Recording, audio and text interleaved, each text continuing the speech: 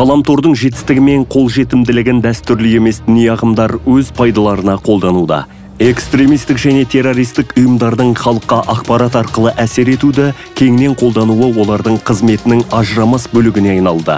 Бүгінгі таңда радикалды діни топтардың түрлі айла тәсілдерді қолдану арқылы отандастарымызды өз қатарларына тарту фактілері аз емес.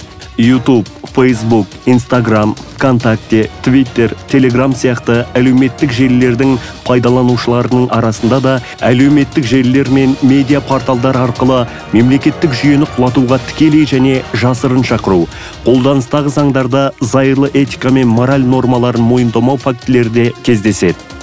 Сондықтан діни мәліметті, қажетті пәтуаны іздеген әрбір азамат шетелдік ғаламтор сайттарын пайдаланбай, өз еліміздегі qaziislam.kz, Қазақстан мұсылмандар діни басқармасының ресми сайты muftiyat.kz және онымен серіктес fatwa.kz, azan.kz, muslim.kz, ummet.kz және тағы басқа секілді еліміздегі сенімді сайттарға жүгінгені жөн.